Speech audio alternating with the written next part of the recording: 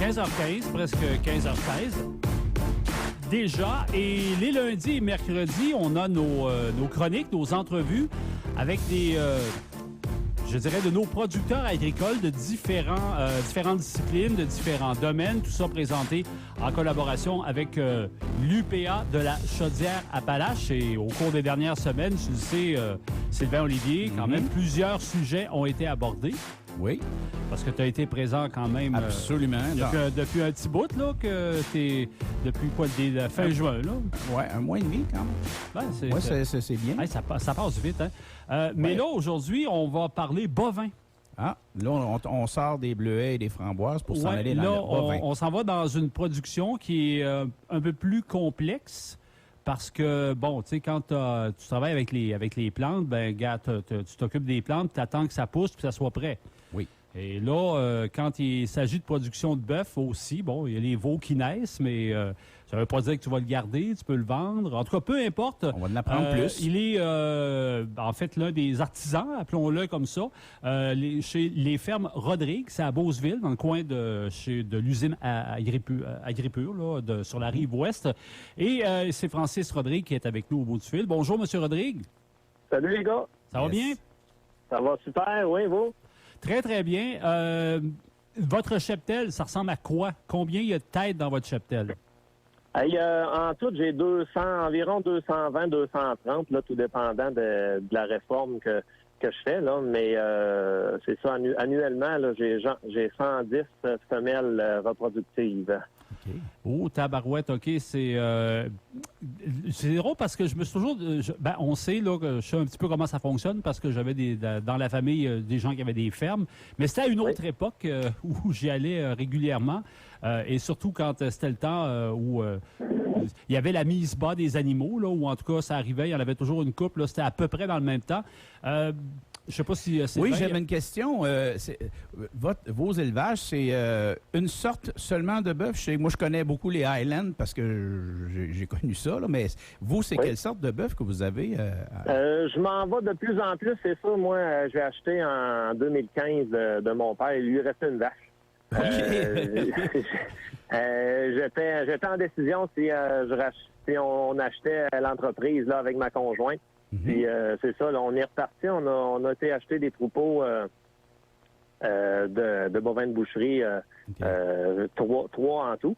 Puis c'est ça, là, pour m'en venir autour de 110, 115 vaches. Puis je m'enligne, moi, principalement vers le cimental Angus.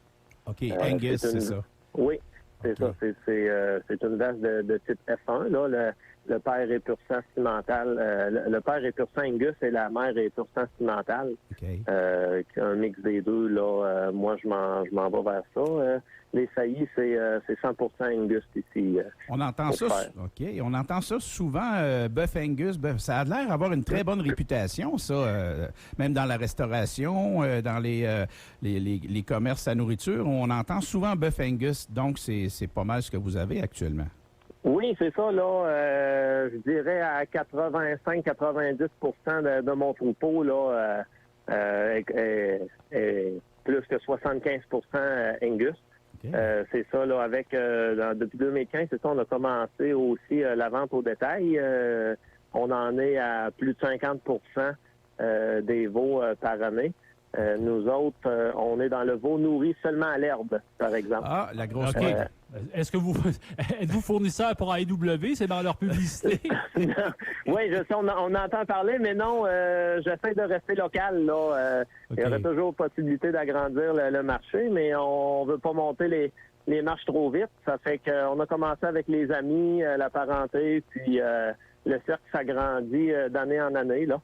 Okay. On prend 5 et 10 là, d'expansion par année pour la vente directe aux consommateurs, là. Oh. OK, donc les bêtes, quand c'est le moment, évidemment, là, de les vendre, ben, bon, il y a toujours, évidemment, on envoie à l'abattoir. C'est vous qui vous vendez... c'est drôle, comment ça fonctionne? Est-ce que vous achetez... Est-ce que c'est l'abattoir ou l'entreprise qui achète directement du producteur ou il y a quelqu'un d'autre dans la mêlée, dans la partie? Non, ben, en gros, c'est... le consommateur, c'est ça, nous appelle pour avoir une carcasse où on fait aussi des boîtes économiques là depuis quelques années. Puis c'est ça, là, nous autres, on est cédulés 1 an d'avance. C'est ça qui est difficile aussi à prévoir, là, les places d'abattage, là, avec les permis que ça prend. Puis c'est pas tout le monde qui peut faire ça. Mais... Puis c'est ça, là, quand on est rendu à la journée d'abattage, j'ai une bête, moi, qui part en transport, puis va se faire abattre. Puis c'est ça, là. Ensuite, le client rentre en contact avec les bouchers. OK, puis, donc vous fournissez vraiment les petites boucheries locales ou en tout cas, ou peut-être même de supermarchés, là, parce qu'il y en a quand même, ils ne sont pas obligés de prendre leur viande là, sur le marché at large, là, je ne sais pas quand ça vient de l'Ouest Montréal canadien, ou de l'Ouest canadien. Là, il y a quand même plusieurs de ces grosses entreprises-là aussi qui achètent local. Là. Donc, oui, vous vendez... on est vraiment local, nous autres, à Beauceville, surtout là pour les commerces. Là, on a l'épicerie GA à Beauceville, dans le comptoir des frais. On a le dépanneur Irving aussi pour les congelés. Okay. Puis c'est ça, là, comme je vous ai dit tantôt, là, on agrandit tranquillement le cercle un petit peu.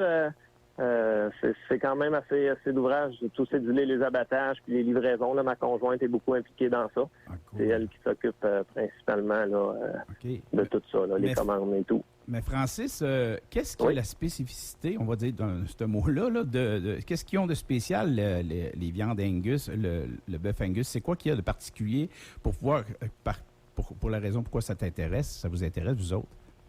Qu'est-ce qu'ils ont de spécial? Moi, moi, j'aime ça. C'est surtout par goût aussi. Là. Il y a plein de sortes dans le vache-veau. Là. On a l'Angus, l'Estimental, le Charolais, Limousin. Il y a plusieurs races, mais moi, on a décidé d'y aller là, principalement avec du Angus.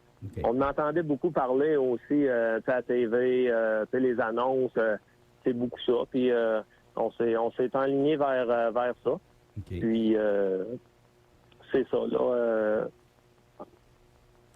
Je me posais la question parce que vous évoquiez, Francis, tantôt, que vous avez racheté, dans le fond, de votre père, l'entreprise. Est-ce que vous avez aussi changé l'allure? Parce que probablement, j'imagine, comment était l'étable au moment où c'était vos parents qui aviez l'entreprise. Avez-vous effectué des modifications? Parce que ça a quand même beaucoup changé, ce domaine-là aussi, là, pour le confort des bêtes, entre autres, là.